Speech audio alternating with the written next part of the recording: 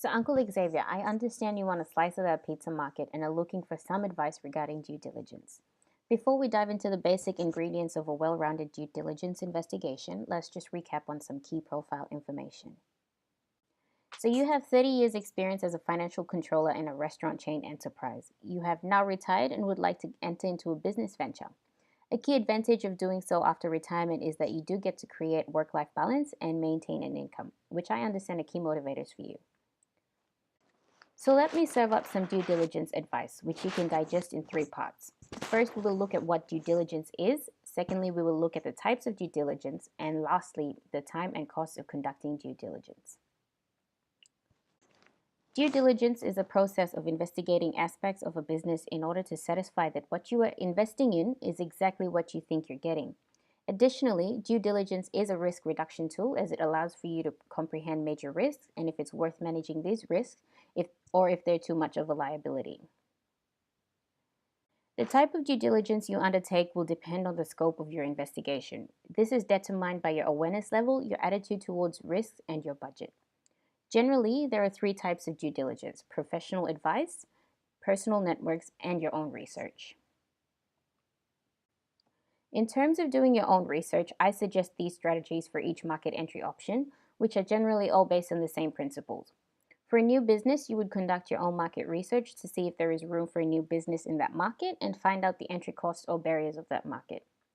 Desktop research will aid in your understanding of industry or market trends that can be opportunities or challenges for you. You would also speak to current and former business owners to understand the costs, liabilities, and profit opportunities of running a gourmet pizza shop. You would also visit other businesses as this will give you some idea of what to expect.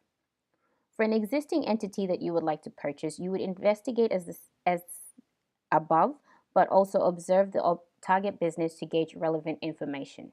You would also speak to customers of the target business to gain additional key information that would otherwise not be communicated by the owner. In terms of franchising, again, same as the former. However, you would also speak to former franchisees. Now, this is because current franchisees are unlikely to provide you with objective information due to the nature of the franchise. You would also observe the franchises in your local area to understand customer and market conditions in that area. In terms of time and cost, you're looking at an average of just over $2,800 in cost and 16.7 weeks for a new business, while pre-purchase due diligence on an existing independent business will take an average of 14 weeks and just over $2,400. For a franchise, you can expect an average of 21.7 weeks and just over $5,000.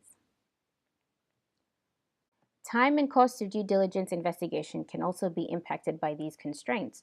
Technical constraints, so if the investigation requires particular types of skills and capabilities; informational, if access to relevant information is problematic and expensive; temporal. Now, this is a time between intention and decision and is especially important in the case of franchise, where the franchisor is obligated under the law to provide you with a disclosure document.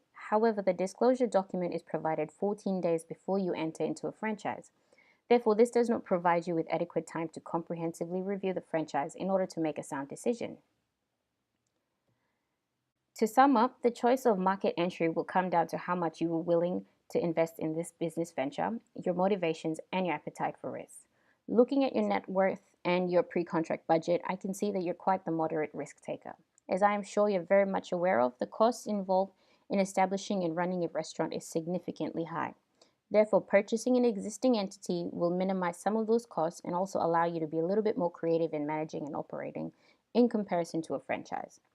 Now, in terms of steps to take to conduct a due diligence investigation, you would consult your family and friends, seek professional advice from accountants, lawyers, managerial consultants, and market research professionals. And as I mentioned before, you would conduct your own market research as well. Thank you for giving me your time. I wish you all the best in your endeavors.